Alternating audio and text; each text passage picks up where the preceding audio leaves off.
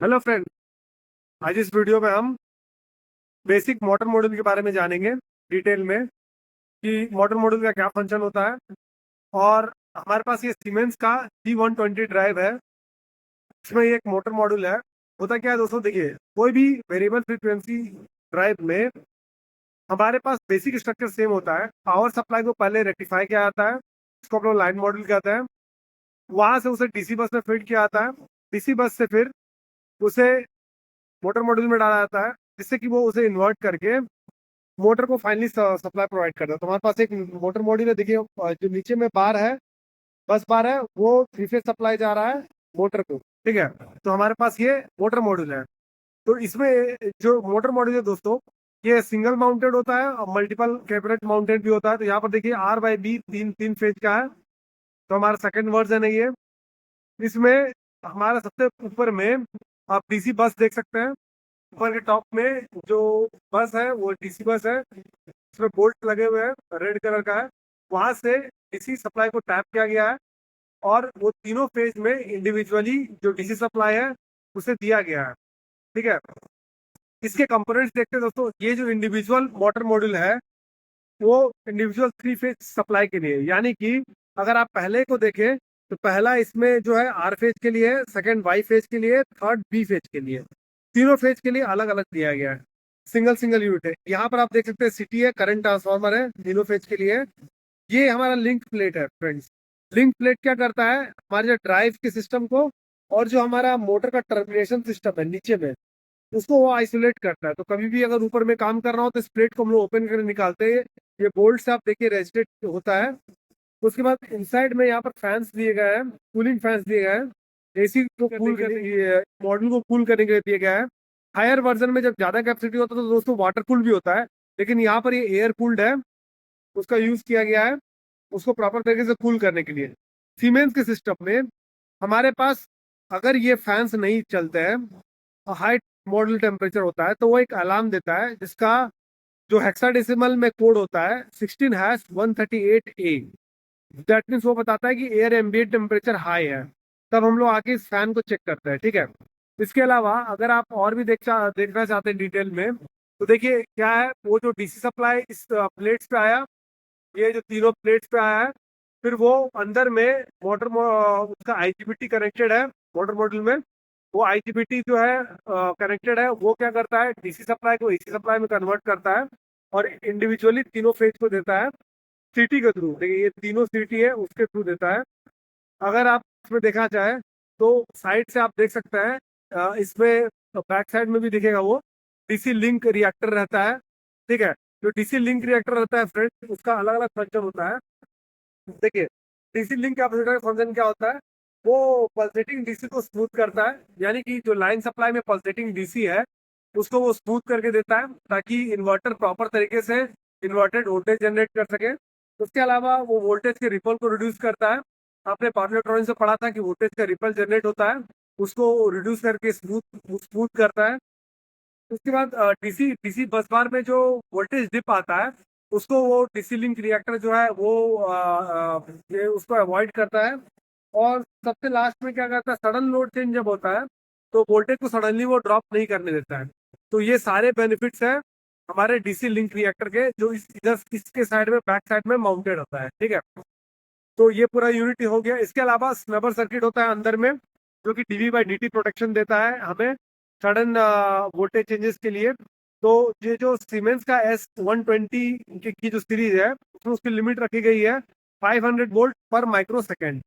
तो इतने के चेंज को वो प्रिवेंट करता है। ठीक है, इसके अलावा इसका कोर और ब्रेन जो होता है दोस्तों, वो CIM कार्ड होता है। देखिए यहाँ पर आप देख सकते हैं बैक साइड में एक जो कार्ड है उसे CIM कार्ड बोलते हैं। ठीक है, कंट्रोल इंटरफेस मॉड्यूल बोलते हैं। इसमें क्या होता है दोस्तों, इसमें ये जो है कम्युनिकेशन प्रोवाइड करता है। देखिए ये जो केबल यहाँ पर आप देख रहे हैं इसको बोलते हैं ड्राइव क्लिक केबल। ये इसके बीच में और कंट्रोल यूनिट 320 जो इस ड्राइव के फ्रंट में लगा रहता है, जिसके बारे में मैंने डिटेल वीडियो बनाया है, जिसमें पूरी वीडियो सीरीज बनाई है। तो वो क्या करता है फ्रेंड्स, वो करता है इसके इसके थ्रू कम्युनिकेशन प्रॉपर करता है। प्रॉपर कम्युनिकेशन होने से क्या होता है कि CU320 जब भी से कमांड देगा मोटर मॉड्यूल को, कि कितना करंट इंजेक्ट करना है मोटर में, क्या फायरिंग एंगल होना चाहिए जिससे कि फायरिंग को कंट्रोल करके, आपको पता है पावर इलेक्ट्रॉनिक्स में फायरिंग एंगल होता है जिसको अल्फा बोलते हैं, वो जो है वो फायरिंग गेट से, सिंस ये आईजीबीटी है तो गेट के थ्रू फायरिंग सप्लाई जाता है और वो उसे कंट्रोल करता है कि कितना कंट्रोल वोल्टेज जाना चाहिए उसके अकॉर्डिंग। सपोज 500 स्पीड के लिए अलग फायरिंग होगी, 600 स्पीड के लिए अलग फायरिंग होगी। तो सारा का सारा जो कम्युनिकेशन का कंट्रोल है, ये सीआईएम कार्ड जो अंदर पे आपको देख रहे हैं इसमें रेड और ग्रीन ग्लो हो रहा है, वो उसके थ्रू जाता है। ठीक है, तो ये ड्राई क्लिक केबल आता है और वो कम्युनिकेशन इसके थ्रू जाता है। ठीक है, तो ये सारे के सारे जो कम्युनिकेशन है वो ड्राई क्लिक केबल थ्रू होता है, लाइन मॉड्यूल का भी और मोटर मॉड्यूल का। तो हम लोग अभी यहाँ पर मोटर मॉड्यूल डिस्कस कर रहे हैं। तो देखिए यहाँ पर जो रिंग है ये सीटी है, इंडिविजुअल फिश के लिए इंडिविजुअल सीटी है। कभी सीटी ब्लोन आउट होता है तो उसके लिए भी फॉल्ट आता है। तो ये देखिए ये यहाँ से सीटी के थ्रू होते हुए ये जो इंड प्लेट यहाँ पर है, यानी कि यहाँ पर R/B 0 फेज के लिए है। इसको आइसोलेट करने के लिए एक प्लेट है जैसा मैंने बताया था। इसको आइसोलेट करने से मोटर का टर्मिनल और ये दोनों आपस में आइसोलेट हो जाता है। हमारे पास दोस्तों जो हमारा लाइन मॉड्यूल इसमें यूज किया गया ये बेसिक लाइन मॉड्यूल है। देखिए दो तरह के लाइन मॉड्यूल होते हैं, एक होते हैं एक्टिव लाइन मॉड्यूल, एक होते हैं बेसिक लाइन मॉड्यूल। जो हमारा बेसिक लाइन मॉड्यूल मॉड्यूल होता है फ्रेंड्स, उसमें जो हमारा रीजनरेटिव फीडबैक होता है उसके एनर्जी को हम लोग डिसिपेट करते हैं। रीजनरेटिव फीडबैक क्या होता है कि मान लीजिए कि मोटर का लोड सडनली कम हो गया है या मोटर स्टॉप हो गया, फिर भी मोटर का जो है उसको इम्पेलर रोटेट करता रहेगा क्योंकि इम्पेलर का अपना मोमेंटम रहेगा।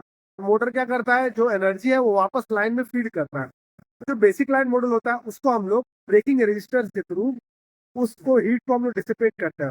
इसके अंदर बेसिक रेजिस्टर भी होता है, ब्रेकिंग रेजिस्टेंस भी होता है।